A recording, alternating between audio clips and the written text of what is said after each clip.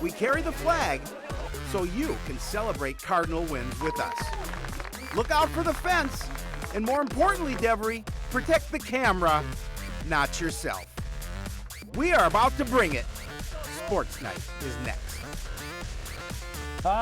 Just had to throw him under the bus one more time. Hello, everyone, and welcome to Sports Night. I'm Joe Young. And I'm Howie Shapiro, and I couldn't resist. And, you know, since we're going to talk about baseball off the top, congratulations to Logan Shore, CR alum, SEC Pitcher of the Year, and, of course, a first-team All-SEC as well. Well-deserved. Yes, absolutely. Well-deserved honor. Congratulations to him.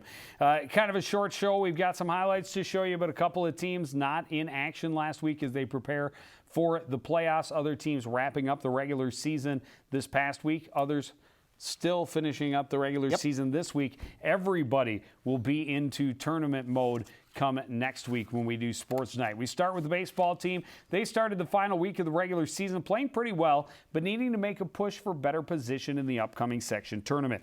Tuesday night gave them a great opportunity facing a Centennial team in a similar position. Cardinals had a little edge in the seeding position and wanted to keep it that way at Wintercrest. It was a beautiful day for baseball, and the Cougars taking advantage of an early opportunity. Wyatt Chapoister with a liner to right center. Levi Falk will score from second to start the scoring with one out in the top of the first inning. Centennial added to the lead in the second, 2 on, 2 out, and Falk hammers the first pitch he sees. It'll one-hop the fence. Both runners score, and Falk is in with a 2-run triple. Cougars up 3-0. Bottom half now, runners at the corners with 2 out for the Cardinals. Avery Lehman bounces it to the right side of the infield, and it really slows down, giving him a chance to use the speed and beat it out for the infield single. Cardinals' first hit, and it plates a run to get them on the board. But things go south in a hurry in the third. 11 straight batters reach base to start the inning. Falk's double to right center, to the right field corner was the biggest hit of the inning. It brought 2 home. Cougars scored 9 runs in the third inning on 4 hits, 7 walks, and a hit batter. They hold on from there for the 12-2 win in 5 innings. And Howie, that was a tough inning to watch. It's one that the Cardinals would like to forget, no doubt about it. And Coach Bright talked to me afterwards and said this wasn't the Cardinal ball club that we all know and love, and they certainly did not play well. And the important thing, it was a really important game for them. Yes. So the way they lost, definitely tough one. Well, and especially when their pitching and defense had been so strong over their recent hot streak, for it to fall like that was kind of a surprise. The Cardinals did bounce right back, though, beating Armstrong on Thursday, rather. Oh, they lost to Armstrong. I apologize. 2-1. They lose to the Falcons, and again, lack of offense. Only 3 hits in the ball game. Tyler Brick drove in the 1 run. Jake Hansen got the loss with 6 innings pitched. They did bounce back, though, on Saturday with a 3-1 win over the Minnetonka Skippers. 2 for 3 from the plate was Tyler Brick. Noah Wolf 2 for 4 and drove 1 in. Dan Matthews went the distance and got the win. Just 4 hits and 1 run allowed with 9 strikeouts. Cardinals wrap up the regular season on the road against another tough non-conference opponent, the Eastview Lightning, on Tuesday, and then it's into the tournament starting next week. Got to hit the ball, and that's been their kind of their Achilles heel as of late. Got 7 hits, I believe, in that win against Minnetonka. Dan Matthews threw a nice game, 9 Ks on the night as well. Absolutely. Softball team getting ready to start their section tournament. Their final week included a win over the Cougars 3-2. Abby Graham 2 for 3, a pair of doubles, a run scored. Mackenzie Wilkins had a triple, drove 1 in and scored 1 herself. Alyssa Hansen had a couple of hits as well. Kayla Cohen going the distance for the victory. Well, the Cardinals were hoping to add to their win streak when they headed to Robbinsdale on Thursday to face the Armstrong Falcons. The Cards were a half game ahead. They're a half game ahead in the conference and looking to increase that advantage. Armstrong had lost 3 straight and 5 of their previous 7, so the Cardinals were aiming to keep them down. Coon Rapids starts the scoring in the first, runner at third and 2 out, and Alyssa Hansen takes this one for a ride over the head of Bachmeyer and left. Abby Graham scores easily. It was just the very start of the scoring. 2 on, 2 out in the second, and Graham delivers solid single down the line to left. Schmelzer isn't hesitating. She'll come home to score, and the Cardinals are up by a score of 2-0. We're going to move to the third. 3-all with the bases loaded and nobody out for Jade Gomez. She unloads to right center. This will clear the bases and put the Cardinals back in control. Nice hit there. Just a ton, and I mean a ton of offense on both sides in this one. Cardinals up 9-7 in the 6th. The big fly from Mackenzie Wilkins, a 2-run home run to center field. Cardinals go on to win this one in a shootout. 16-11 was the final score, Joe Young. The big fly for Mac, that's a big Yep. Mac right there. That's a big Mac, yeah. It's the way it goes. 3 wins in a row is great. 4 would be even better, and that's what the Cardinals were thinking when they closed out the regular season against Andover on Friday. Huskies and Cardinals were tied at 4-8 in conference play. Andover was coming off a 1-run loss to Tino Grace the day before, and both teams were determined to find a way to win heading into the postseason. Coon Rapids having to come from behind early. Bottom of the first, runners at second and third with 2 out, and Kennedy Kerr puts it right back through the box. Julia Byrne and Abby Carl score, and that ties the game at 2. Alex Wright is up next, and she gets a hold of this one, driving it to the gap in left center. Kerr is on her horse, and she's motoring all the way around. She's going to slide in safely underneath the throw, give the Cardinals a 3-2 edge.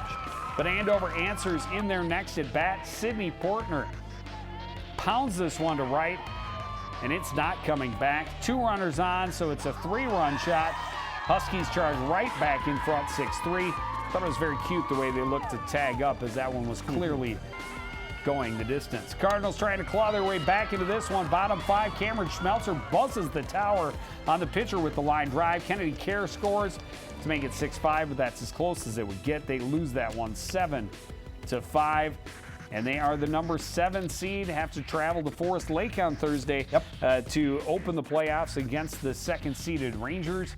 Anoka, the number 1 seed, gets St. Francis. Andover will travel to Cambridge Isani, and Duluth East will be at Blaine to start the playoffs. We wish them luck. Absolutely, and hopefully maybe catch up. We'll definitely get some highlights, if nothing else, for you. Tennis team getting their section section tournament started today. Did not get results. Singles individual tennis tournament is going to start on Thursday.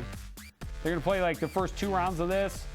Then they're going to play the singles and doubles individuals tournament, and then they're going to have semifinals and finals of both next week. So Coon Rapids, as you see, was on there. The winner of Coon Rapids and Cambridge will get the 3rd-seeded Chisago Lakes team, which has one of the byes. And there you see the Cardinals.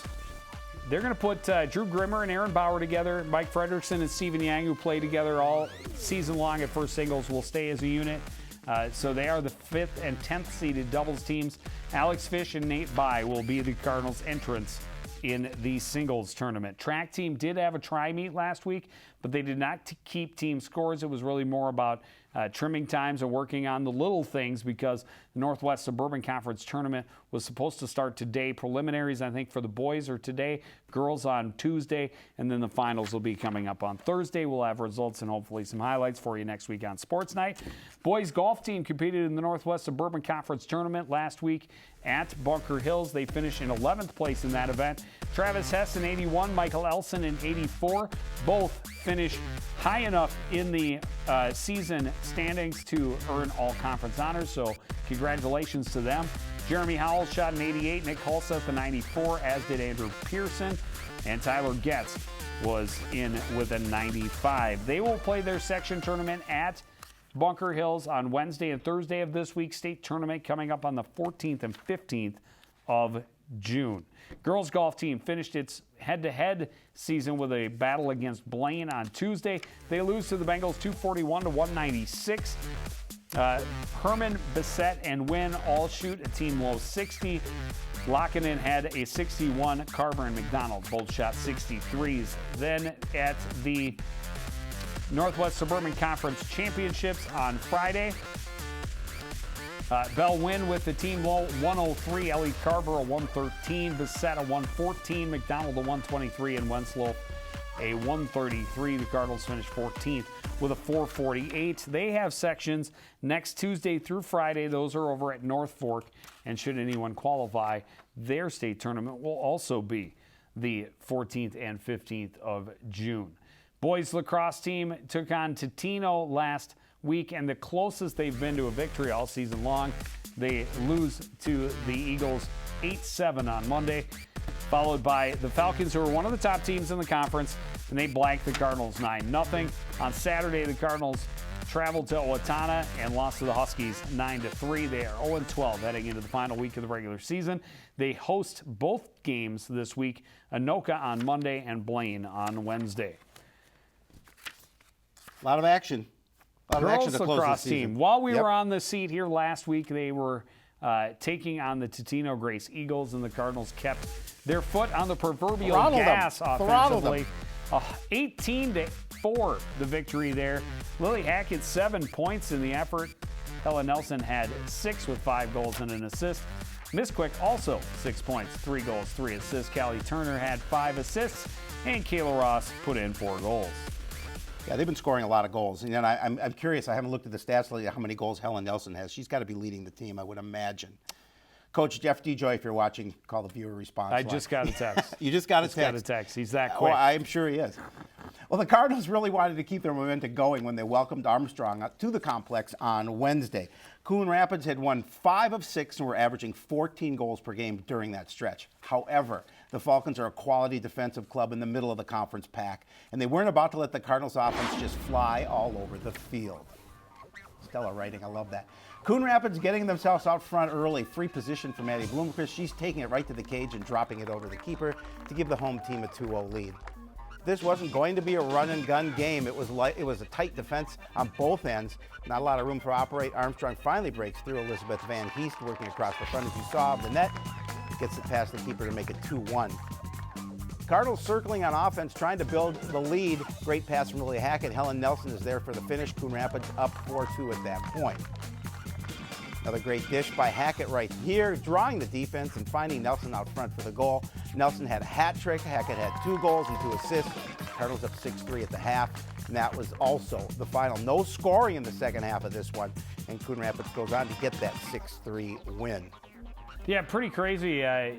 You talk about how high-scoring lacrosse can be, and for two teams to be that strong defensively, watch out if the Cardinals and Falcons meet in the postseason. Goals will be few and far between. Girls lacrosse team on the road for both of their last 2 games, at Anoka on Monday, at Blaine on Wednesday. Well, if you got a text from Coach DeJoy tonight, which is Monday, then he's actually watching our game on his phone, watching our show on his phone while coaching. Before it's even aired, because we're actually taping. Yeah, he just knows things. Miraculous. I love it. He's that bright. I love it. But that's going to do it for this edition of Sportsnight. I want to thank everybody out there for joining us to continue to support everything we do here at CTN. For the entire crew, including Nate in the control room and Howie at my side, I'm Joe Young saying goodnight.